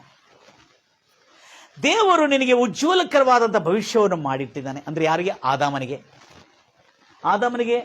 ಆದಾಮನನ್ನು ಭೂಮಿಯಲ್ಲಿ ಮಾಡಲಿಕ್ಕೆ ಮುಂಚೆ ಆದಾಮನ ಕುರಿತು ಭೂಮಿಯನ್ನು, ಆಕಾಶವನ್ನು, ವನನೆಲವನ್ನು, ಸಮುದ್ರವನ್ನು, ಆಮ್ಲಜನಕ, ಗಾಳಿಯನ್ನು, ಸೂರ್ಯ, ಚಂದ್ರ, ನಕ್ಷತ್ರಗಳನ್ನು, ಬೆಳಕನ್ನು, ಕತ್ತಲನ್ನು, ಗಿಡ ಮರಗಳನ್ನು, ಹಣ್ಣು ಹಂಪಲಗಳನ್ನು, ಕಾಯಿಪಲ್ಯಗಳನ್ನು, ಎಲ್ಲ ಥರದ ಮರದ ಹಣ್ಣುಗಳನ್ನು, ತೋಟದಲ್ಲಿ ಎಲ್ಲ ಅವನಿಗೆ ಬೇಕಾಗಿರುವ, ಅವನ ಭವಿಷ್ಯಕ್ಕೆ ಬೇಕಾಗಿರುವ, ಅವನ ಜೀವಮಾನಕರ, ಅವನ ಮಕ್ಕಳಿಗೆ ಬೇಕಾಗಿರುವ ಈ ಎಲ್ಲ ಒಳ್ಳೆಯವುಗಳನ್ನು ದೇವರು ಸೃಷ್ಟಿಸಿಟ್ಟು ನಿರ್ಮಾಣ ಮಾಡಿ ಆ ತೋಟದೊಳಗೆ ದೇವರು ಮನುಷ್ಯನಿಗೇನು ಕೊಟ್ಟಿದ್ದಾನೆ? ಏನು ಭವಿಷ್ಯ ಕೊಟ್ಟಿದ್ದಾನೆ? ಎಂಥ ಭವಿಷ್ಯವನ್ನು ಕೊಟ್ಟಿದ್ದಾನೆ? ಏದೇನ್ ತೋಟದಂಥ ಭವಿಷ್ಯವನ್ನು ಕೊಟ್ಟಿದ್ದಾನೆ. Price the Lord Jesus. ದಯಮಾಡಿ ಕೇಳಿಸ್ಕೊಳ್ತೀರಿ. ಇಲ್ಲಿ ಏದೇನ್ ತೋಟದಲ್ಲಿ ದೇವರು ಭೂಮಿ ಆಕಾಶಗಳನ್ನೆಲ್ಲ ಉಂಟು ಮಾಡಿದ ನಂತರ ಮನುಷ್ಯನನ್ನು ಹಾಗೆ ಬಿಡಲಿಲ್ಲ. ಮನುಷ್ಯನಿಗೆ ಬೇಕಾಗಿರತಕ್ಕಂಥ ಎಲ್ಲ ಕಾರ್ಯಗಳನ್ನು, ಅವನಿಗೆ ಅಗತ್ಯ, ಅವನಿಗೆ ಒಳ್ಳೆ ಗಾಳಿ, ಒಳ್ಳೆ ವಾತಾವರಣ, ಒಳ್ಳೆ ಅಟ್ಮಾಸ್ಫಿಯರ್ ಎಲ್ಲವನ್ನು ಆತನ ಮನುಷ್ಯನಿಗಾಗಿ ಮಾಡಿಟ್ಟಿದ್ದಾನೆ. ಏದೇನ್ ತೋಟ, ಆ ತೋಟದ ರೂಪ, ಆ ತೋಟದಲ್ಲಿರ್ತಕ್ಕಂಥ ಎಲ್ಲ ಅಮೂಲ್ಯವಾದಂಥ ಸಂಗತಿಗಳು ನೋಡಿರುವಾಗ ನಿನ್ನ ಭವಿಷ್ಯವು ಅದರಲ್ಲಿ ಕಾಣಲು ನಿನಗೆ ಸಾಧ್ಯವಾಗ್ತದೆ. ನೋಡ್ರಿ, ಮನುಷ್ಯನನ್ನು ಉಂಟು ಮಾಡಲಿಕ್ಕೆ ಮುಂಚೆ ದೇವರು ಏನು ಮಾಡಿದ್ದಾನೆ? 2ನೇ ಅಧ್ಯಾಯದಲ್ಲಿ ಕೂಡ ನೋಡೋಣ. ಆದಿಕಾಂಡ 2ನೇ ಅಧ್ಯಾಯ 8ನೇ ವಚನದಿಂದ. ಆದಿಕಾಂಡ 2ನೇ ಅಧ್ಯಾಯ 8ನೇ ವಚನ. ನನ್ನ ದಿನಗಳೆಲ್ಲ ಇದರೊಳಗೆ ಬರಲ್ಪಟ್ಟಿದೆ ರಾಜ. ಓದಿ ಮಾ. ಇದಲ್ಲದೆ ಯೆಹೋವ ದೇವರು, ಬೈಬಲ್ನಲ್ಲಿ ಮನುಷ್ಯನ ನಿರ್ಮಾಣ ಬರಲ್ಪಟ್ಟಿದೆ. ಮನುಷ್ಯನ ನಿರ್ಮಾಣವಾಗಲಿಕ್ಕೆ ಮುಂಚೆ ಆ ಮನುಷ್ಯನ ಉಜ್ವಲಕರವಾದ ಭವಿಷ್ಯವು ಈ ತೋಟದಲ್ಲಿ. ಓದ್ತಿರಮ್ಮ. ಇದಲ್ಲದೆ ಯೆಹೋವ ದೇವರು ಮೂಡನ ದಿಕ್ಕಿನ, ಏದೇನಿನ ಮೂಡನ ದಿಕ್ಕಿನಲ್ಲಿ, ಏದೇನಿನ ಸೀಮೆಯಲ್ಲಿ ಮೂಡನ ದಿಕ್ಕಿನಲ್ಲಿ ಒಂದು ತೋಟವನ್ನು ಏನು ಮಾಡಿದಾನೆ? ಒಂದು ತೋಟವನ್ನು. ಎಂಥ ತೋಟ? ಹಣ್ಣು ಹಂಪಳ, ಗಿಡ ಮರಗಳು, ಡ್ರೈ ಫ್ರೂಟ್, ರಾ ಫ್ರೂಟ್ ಮತ್ತು ಎಲ್ಲ ಫ್ರೂಟ್ಗಳು, ಹಣ್ಣಾಗಿದ್ದ ಫ್ರೂಟ್ಗಳೆಲ್ಲ ಇಟ್ಟಿದ್ದಾನೆ. Praise the Lord Jesus. ಗಂಭೀರವಾಗಿ ಹೇಳ್ತಿರಲ್ವೇ? ನೆಕ್ಸ್ಟ್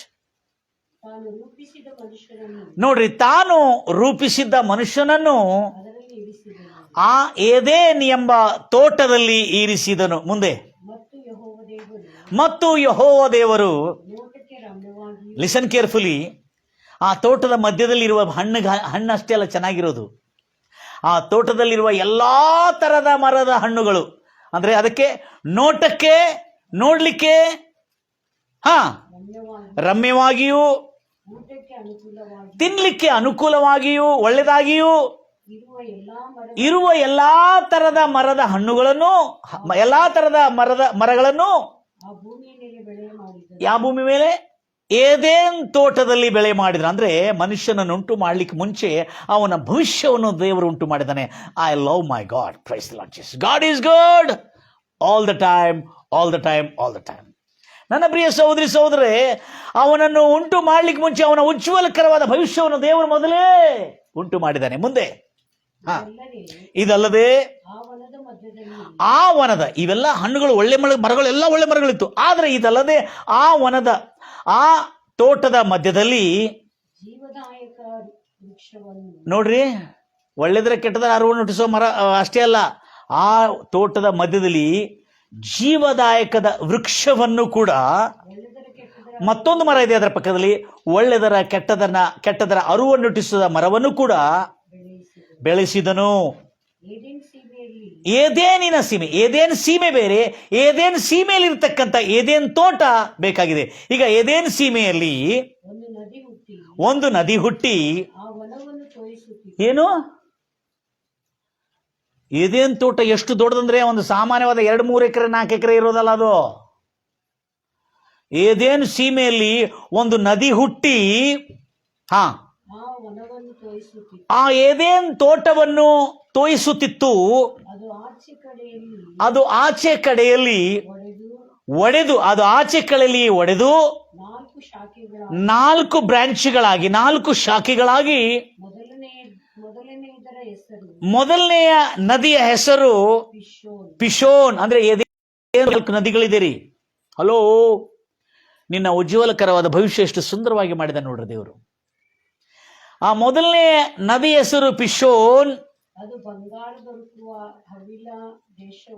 ಆ ಏದೇನ್ ತೋಟದಲ್ಲಿ ಮತ್ತು ದೇಶನೂ ಇದೆ. ಆ ಏದೇನ್ ತೋಟದಲ್ಲಿ ಬಂಗಾರು ದೊರಕುವ, ಅದೆಂತ ದೇಶ, ಬಂಗಾರು ದೊರಕುವ ಹವಿಲ ದೇಶವನ್ನೆಲ್ಲ, ಅದರ ಭೂಮಿಯ ಕೆಳಗೆಲ್ಲ ಬಂಗಾರ ಇದೆ, ಅದರ ಮೇಲೆಲ್ಲ ಗಿಡಗಳಿದೆ. ಬಂಗಾರು ದೊರಕುವ ಹವಿಲ ದೇಶದಲ್ಲಿರುವ ಎಲ್ಲಾ ತೋಟವನ್ನು ತೋಯಿಸುತ್ತಾ ಆ ತೋಟದಲ್ಲಿ ಹರಿದೋಗುತ್ತದೆ. ನೆಕ್ಸ್ಟ್, ಆ ಹವಿಲ ದೇಶದ ಬಂಗಾರು ಇವತ್ತಿಗೂ ಬಹು ಶ್ರೇಷ್ಠವಾಗಿದೆ. ಅಲ್ಲಿ ಬದೋಲಕವು, ಧೂಪವು, ಗೋಮೇಧಕ ರತ್ನವು, ಬಂಗಾರ ಮಾತ್ರ ಅಲ್ಲ, ಬದೋಲಕ ಧೂಪವು, ಗೋಮೇಧಕ ರತ್ನವು ಮತ್ತು ಸಿಕ್ಕುತ್ತವೆ. ಎರಡನೇ ನದಿ ಹೆಸರು ಏದೇನ್ ತೋಟದಲ್ಲಿ 4 ನದಿಗಳಿದೆ. ಇನ್ನು 2ನೇ ನದಿ ನಳ ಅಲ್ಲ, ಬೋರ್ವೆಲ್ ಅಲ್ಲ, ಏದೇನ್ ತೋಟದಲ್ಲಿ. ಅರ್ಥ ಆಯ್ತಲ್ಲ? ಒಂದು ಕಾಲುವೆ ಅಲ್ಲ, ದೊಡ್ಡ ನದಿ, ವಿಶ್ವದ ದೊಡ್ಡ ನದಿ ಅಲ್ಲಿಂದ ಬರ್ತಾ ಇದೆ. ಯೂಫ್ರೆಟಿಸ್ ನದಿ ಕೂಡ ಅದರಲ್ಲಿದೆ. ಹೌದಮ್ಮ. ಎರಡನೆಯ ನದಿಯ ಹೆಸರು ಗಿಹೋನ್. ಅದು ಏದೇನ್ ತೋಟದಲ್ಲಿ ಇನ್ನೊಂದು ದೇಶ ಇದೆ, ಕೂಶ್ ದೇಶವನ್ನೆಲ್ಲ ಸುತ್ತುವುದು, ಕೂಶ್ ದೇಶವನ್ನೆಲ್ಲ ತೋಯಿಸುವುದು. ಕೂಶ್ ದೇಶದಲ್ಲಿರ್ತಕ್ಕಂಥ ಎಲ್ಲಾ ತರದ ಮರದ ಹಣ್ಣುಗಳನ್ನು ಹುಟ್ಟಿಸಿದ ಮರಗಳಿಗೆ ನೀರನ್ನು ಕೊಡುವುದು. ಮುಂದೆ ಮೂರನೇ ನದಿ ಹೆಸರು ಹಿದ್ದಿಕೇಲ್, HID, ಹಿದ್ದಿಕೇಲ್. ಅದು ಅಶೂರ್ ದೇಶದ ಮುಂದೆ ಹರಿಯುವುದು. ಅಂದ್ರೆ 3 ದೇಶಗಳು, 4 ನದಿಗಳು ಏದೇನ್ ತೋಟದಲ್ಲಿದೆ, ಮಾನವನನ್ನು ಅದರಲ್ಲಿ ಮಾಡಿಡುವುದಕ್ಕಾಗಿ.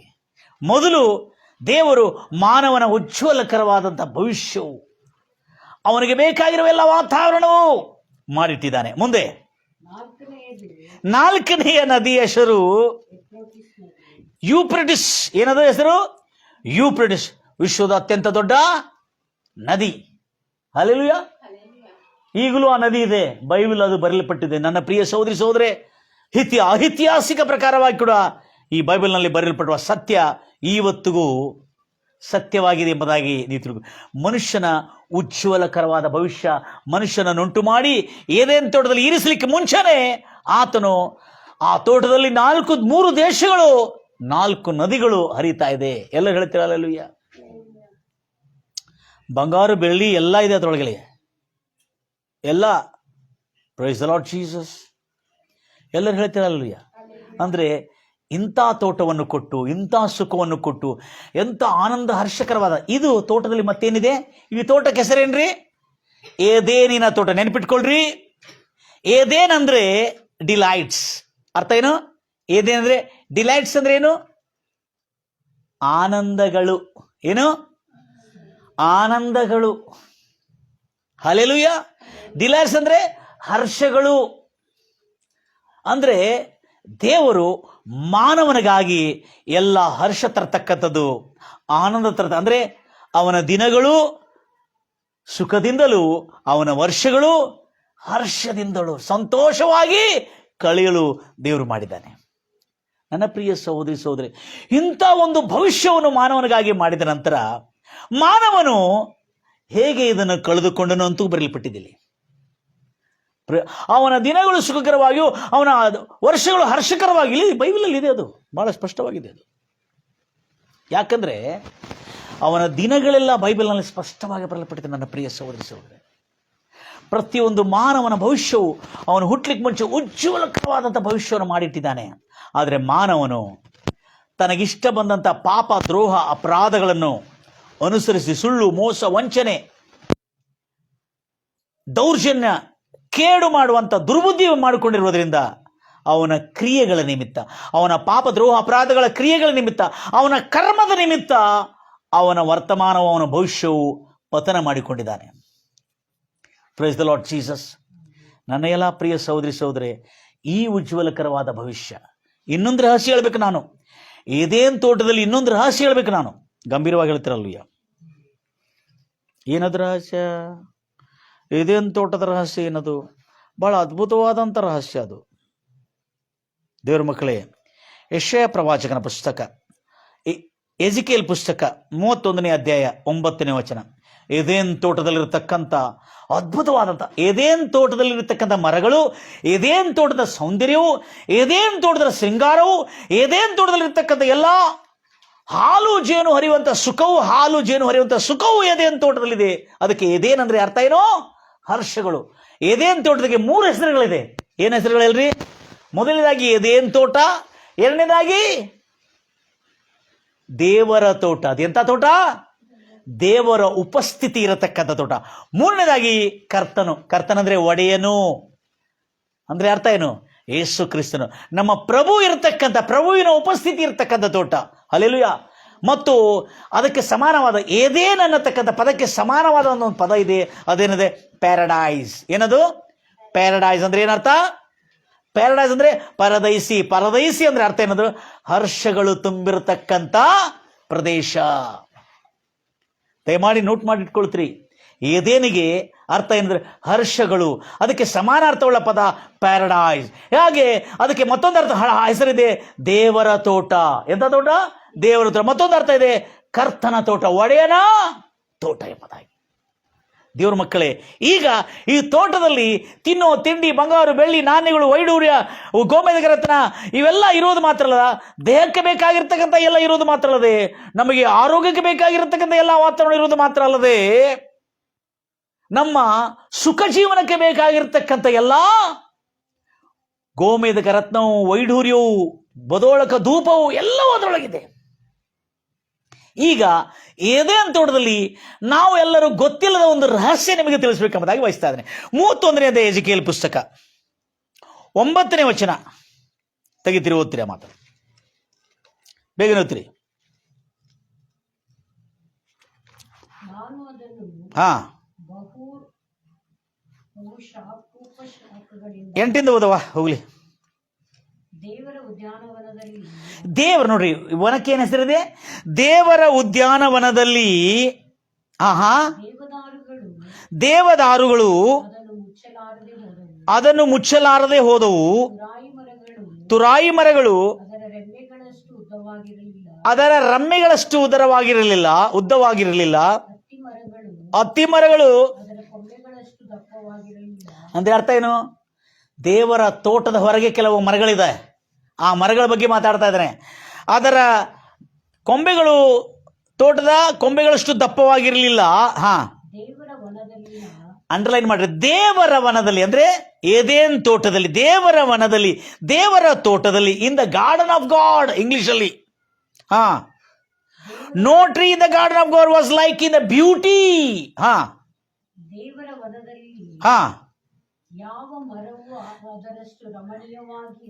I love this word. ದೇವರ ವನದಲ್ಲಿ, ಆ ದೇವರ ತೋಟದಲ್ಲಿ, ಏದೇನ್ ತೋಟಕ್ಕೆ ಮತ್ತೊಂದು ಹೆಸರೇನು? ದೇವರ ತೋಟ. ಆ ದೇವರ ತೋಟದಲ್ಲಿ ಯಾವ ಮರವು, ಈ ಜಗತ್ತಿನ ಯಾವ ಮರವು, ದೇವರ ತೋಟದ ಹೊರಗಿರ್ತಕ್ಕಂಥ ಯಾವ ಮರವು ಆ ಮರಗಳಷ್ಟು ಸುಂದರವಾಗಿಯೂ ರಮಣೀಯವಾಗಿಯೂ ಮತ್ತು ನೋಟಕ್ಕೆ ಚಂದಾಗಿಯೂ ಅಂದವಾಗಿಯೂ ಇರಲಿಲ್ಲ. ಮುಂದೆ ಓದ್ತೀರಿ. ನಾನು ಅದನ್ನು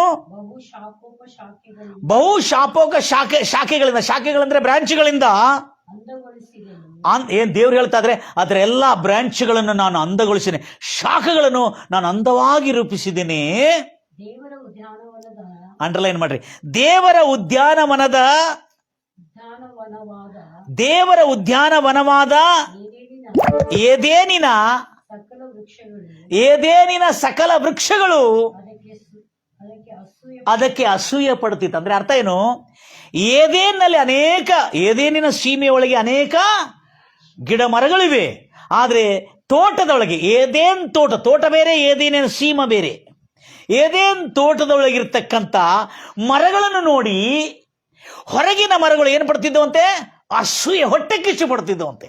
ದೇವರ ಮಕ್ಕಳೇ, ದೇವರು ನಿನ್ನ ಭವಿಷ್ಯವನ್ನು ಮಾಡಿರ್ತಕ್ಕಂಥ ಉಜ್ವಲಕರವಾದ ಭವಿಷ್ಯವನ್ನು ನೋಡಿ ಅನೇಕ ಜನ ಹೊಟ್ಟೆ ಕಿಚ್ಚು ಪಡ್ತಾ ಇರಬಹುದು. ಆದರೆ ನೀನು ಚಿಂತೆ ಮಾಡಬೇಡ. Price the Lord Jesus. ಅಂದರೆ ಏದೇನ್ ತೋಟ ಅಂದರೆ ನಾನು ಹೇಳೋದಂದ್ರೆ ನಮ್ಮ ಭವಿಷ್ಯವು ನಮ್ಮನ್ನು ನಿರ್ಮಾಣ ಮಾಡಲಿಕ್ಕೆ ಮುಂಚೆನೆ ಇಂಥ ಉತ್ತಮವಾದಂಥ ಭವಿಷ್ಯವು. ಅದಕ್ಕೆ ಕೀರ್ತನೆಗಾರನ ಹೇಳ್ತಾ ಇದ್ದಾನೆ, ಹಲ್ಲೆಲೂಯಾ, ಏನಂತ ಹೇಳ್ತಾ ಇದ್ದಾನೆ? ಕರ್ತನೇ, ನನ್ನ ಕುರಿತು ನಿನ್ನ ಆಲೋಚನೆಗಳು ಬಹು ಅಮೂಲ್ಯವಾಗಿವೆ, ಅವುಗಳ ಮೊತ್ತವು ಎನಿಸಲಾಗದು, ಉಸುಗಕ್ಕಿಂತ ಹೆಚ್ಚಾಗಿದೆ ಎಂಬುದಾಗಿ ಹೇಳಿದ್ದಾನೆ. ಅದೇ ಹೇಳ್ತಾ ಇದ್ದಾನೆ. ಈಗ ಅದೇ ಏತೇನ್ ತೋಟದಲ್ಲಿ ದೇವರ ತೋಟ, ಉದ್ಯಾನವನ ಮತ್ತು ದೇವರ ತೋಟದಲ್ಲಿ ಎಂಥ ಸುಖ ಇದೆ ಅಂದರೆ ಈ ಲೋಕದ ಎಲ್ಲ ಮರಗಳು ಕೂಡ ಅಸೂಯೆ ಪಡುತ್ತಿತ್ತಂತೆ. ಆದರೆ ಈಗ ಅದೇ ಏದೇನ್ ತೋಟದಲ್ಲಿ ಇರ್ತಕ್ಕಂಥ ಮತ್ತೊಂದು ಸತ್ಯವನ್ನು ನಿಮ್ಮ ಬಳಿಗೆ ತರಬೇಕೆಂಬುದಾಗಿ ಬಯಸ್ತಾ ಇದ್ದಾನೆ. ಯೆಶಾಯ ಪ್ರವಾಚಕನ ಪುಸ್ತಕ 51ನೇ ಅಧ್ಯಾಯ. ಯೆಶಾಯ ಪ್ರವಾಚಕನ ಪುಸ್ತಕ 51ನೇ. ದಯಮಾಡಿ ಕೇಳಿಸ್ಕೊತೀರಿ. ಮನುಷ್ಯನ ಭವಿಷ್ಯ ದೇವರು ಮನುಷ್ಯನನ್ನು ಉಂಟು ಮಾಡಲಿಕ್ಕೆ ಮುಂಚೆನೆ ಉಂಟು ಮಾಡಿದನೆಂದರೆ ನೀನು ನಾನು ನಂಬಿರ್ತಕ್ಕಂಥ ಆ ಯೆಹೋವ ದೇವರು, ಆ ಕರ್ತನಾದ ಯೇಸು ಕ್ರಿಸ್ತನು ಎಷ್ಟು ಒಳ್ಳೆ ಅದ್ಭುತವಾದಂಥ ದೇವರೆಂಬುದಾಗಿ ನಾವು ಇವತ್ತು ಗ್ರಹಿಸಬೇಕು. ಹೌದು ರಾಜ, ನಿನ್ನ ಪುಸ್ತಕದಲ್ಲಿ, ಈ ಬೈಬಲಲ್ಲಿ ನನ್ನ ಎಲ್ಲಾ ದಿನಗಳು ನೀನು ಬರೆದಿದೆ ಕರ್ತನೆ. ಓದ್ತೀರಾ ಮಾತನ್ನು? 31ನೇ ಅಧ್ಯಾಯ.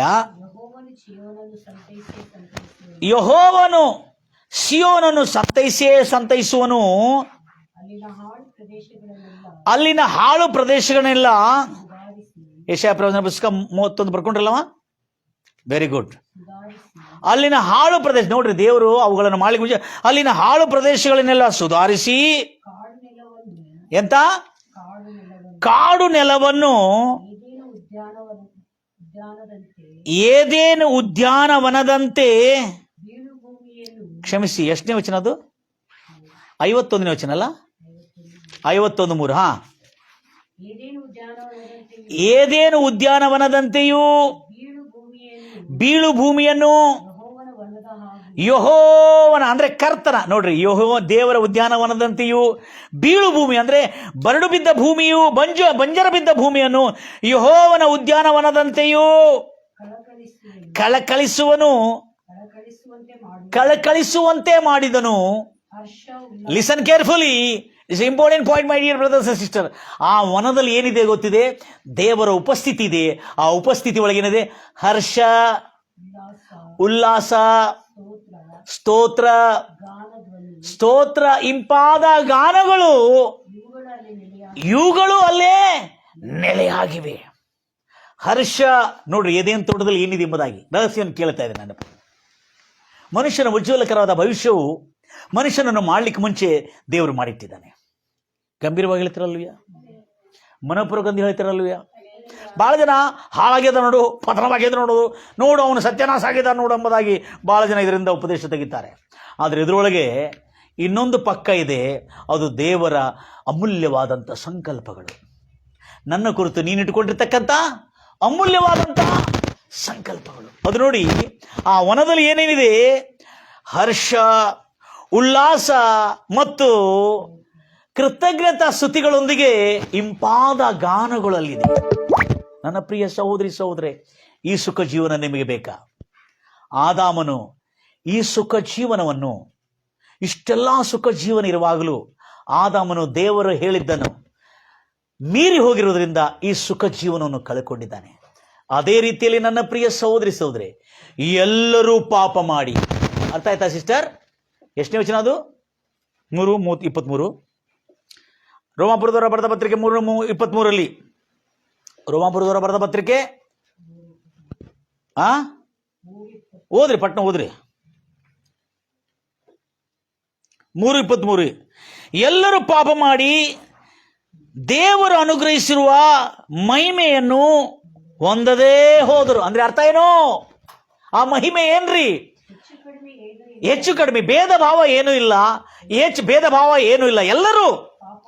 ಎಲ್ಲರೂ ಪಾಪ ದ್ರೋಹ ಅಪರಾಧಗಳನ್ನು ಮಾಡಿ ದೇವರ ಈ ಏದೇನ್ ತೋಟದ ಸುಖ, ಸಮೃದ್ಧಿ, ಹರ್ಷ, ಆನಂದ, ಕೃತಜ್ಞತಾ ಸ್ತುತಿಗಳನ್ನು, ಈ ದೇವರ ಮಹಿಮೆಯನ್ನು ಹೊಂದದೇ ಹೋದರು. ಇದು ಮಹಿಮೆ ಅಂದ್ರೆ. ಸತ್ತ ನಂತರ ಪರಲೋಕ ಅಲ್ಲ, ಇಲ್ಲಿರುವಾಗಲೇ ದೇವರು ಕೊಟ್ಟಿರ್ತಕ್ಕಂಥ ಮಹಿಮೆ. Price the Lord Jesus. ಬಹಳ ಜನರು ಇದರ ಕುರಿತು, ಈ ಸತ್ಯದ ಕುರಿತು ತಿಳಿದುಕೊಂಡಿರುವುದಾಗಿ ನಾನು ಭಾವಿಸ್ತೇನೆ. ಯಾಕಂದ್ರೆ ಆದಾಮನು ತಿನ್ನಬಾರದು ಎಂಬುದಾಗಿ ಹೇಳಿರ್ತಕ್ಕಂಥ ತೋಟದ ಮಧ್ಯದಲ್ಲಿರುತ್ತ ಒಳ್ಳೆದರ ಕೆಟ್ಟದರ ಅರಿವನ್ನು ಹುಟ್ಟಿಸುವ ಮರದ ಹಣ್ಣನ್ನು ತಿನ್ನಬಾರದು ಎಂದು ಹೇಳಿರ್ತಕ್ಕಂಥ ಆ ಮರದ ಹಣ್ಣನ್ನು ತಿಂದ ಕೂಡಲೇ ಈ ಸುಖ ಹೋಗಿ ಅವನ ದಿನಗಳೆಲ್ಲ ದುಃಖ ದಿನಗಳಾದವು. ಆದಿಕಾಂಡ 3:17 ಹೇಳಲಾಗಿದೆ. ಗಂಭೀರವಾಗಿ ಹೇಳ್ತಿರಲ್ವಯ್ಯ, ಇಗೋ ನಿನ್ನ ಹೆಂಡತಿಯ ಮಾತನ್ನು ಕೇಳಿ ನೀನು ಈ ಮರದ ಹಣ್ಣನ್ನು ತಿಂದಿರುವುದರಿಂದ. ಓದ್ತೀರಾ ಮಾತನ್ನು? ಬೇಗನೆ ಓದ್ತೀರಿ. 3:17. ಮತ್ತು ಪುರುಷನಿಗೆ ತಿನ್ನಬಾರದು ಎಂದು ಆಜ್ಞಾಪಿಸಿರುವ ಮರದ ಫಲವನ್ನು ನೀನು ಆದಾಮನೇ, ನೀನು ಹೆಂಡತಿಯ ಮಾತನ್ನು ಕೇಳಿ ತಿಂದ ಕಾರಣ ನಿನ್ನ ನಿಮಿತ್ತ ಭೂಮಿಗೆ, ನಿನ್ನ ನಿಮಿತ್ತ ನಿನ್ನ ಬಿಸ್ನೆಸ್ಗೆ, ನಿನ್ನ ನಿಮಿತ್ತ ನಿನ್ನ ಕಂಪನಿಗೆ, ನಿನ್ನ ನಿಮಿತ್ತ ನಿನ್ನ ಕುಟುಂಬಕ್ಕೆ ಶಾಪವಾಗಿದೆ. ಈಗ ನೋಡ್ರಿ, ನಿನ್ನ ಇಂಗ್ಲಿಷಲ್ಲಿ all the days of your life, ನಿನ್ನ ಜೀವಮಾನದ ಎಲ್ಲಾ ದಿನಗಳು ಇಲ್ಲಿ ಬರಲ್ಪಟ್ಟಿದೆ ನೋಡ್ರಿ. ನಿನ್ನ ಜೀವಮಾನದ ಎಲ್ಲಾ ದಿನಗಳು ದುಡಿದು ದುಡಿದು ದುಡಿದು ಭೂಮಿಯ ಬೆಲೆಯನ್ನು, ಹುಟ್ಟುವಳೆಯನ್ನು ತಿನ್ನಬೇಕು. ಕಷ್ಟಪಟ್ಟು ದುಡಿದು ದುಡಿದು ಬೆವರು ಸೋರಿಸಿ ಇಷ್ಟು ದುಡಿಬೇಕಂದ್ರೆ, ಭೂಮಿ ಹುಟ್ಟುವಳೆ ತಿನ್ನಬೇಕಾದ್ರೆ ನೀನು ಬಹಳ ಕಷ್ಟಪಡಬೇಕು. ವೇದನೆಯಿಂದ ದುಃಖ. ಕಂಟಿನ್ಯೂ ಮಾಡಿ. ಆ ಭೂಮಿಯಲ್ಲಿ ಮುಳ್ಳು ಗಿಡಗಳು, ಕಳೆಗಳು ಬಹಳವಾಗಿ ಹುಟ್ಟುವವು. ನಿನ್ನ ಶಾಪದ ನಿಮಿತ್ತ, ನೀನು ಮಾಡಿರುವ ಪಾಪದ ನಿಮಿತ್ತ ಹೊಲದ ಬೆಲೆಯನ್ನು ನೀನು ದುಃಖದಿಂದ ಅನುಭವಿಸುವಿ. ಎಲ್ಲರೂ ಹೇಳ್ತಿರಲ್ವಯ್ಯ. ಅಂದ್ರೆ ಅರ್ಥ ಆಯ್ತಾ? ನಿನ್ನ ಜೀವಮಾನದ ಎಲ್ಲಾ ದಿನಗಳು ದುಃಖದಲ್ಲಿಯೂ, ಕಷ್ಟದಲ್ಲಿಯೂ, ದುಡಿಮೆಯಲ್ಲಿಯೂ, ವೇದನೆಯಲ್ಲಿಯೂ ನೀನು ಕಳೀತಿ ಎಂಬುದಾಗಿ. Praise the Lord Jesus. ಗಂಭೀರವಾಗಿ ಹೇಳ್ತಿರಲ್ವಯ್ಯ. ನನ್ನ ಪ್ರಿಯ ಸಹೋದರಿ ಸಹೋದರಿ, ಎಷ್ಟು ಆಸಕ್ತಿಯಿಂದ ದೇವರ ವಾಕ್ಯವನ್ನು ಕೇಳ್ತಾ ಇದ್ರಿ. ಆಗ ಆದಾಮನು ಮಾಡಿರುವ ಪಾಪದ ನಿಮಿತ್ತ ದೇವರು ಆದಾಮನನ್ನು ಕೈ ಬಿಡಲಿಲ್ಲ. ನನ್ನ ಪ್ರಿಯ ಸಹೋದರಿ ಸಹೋದರಿ, ಆದಾಮನಿದೇನೆಲ್ಲ ಕಳೆದುಕೊಂಡಿದ ನಂತರ, ಅವನು ಶಾಪಗ್ರಸ್ತನಾದ ನಂತರ ದೇವರು ಅಷ್ಟಕ್ಕೆ ಬಿಡಲಿಲ್ಲ.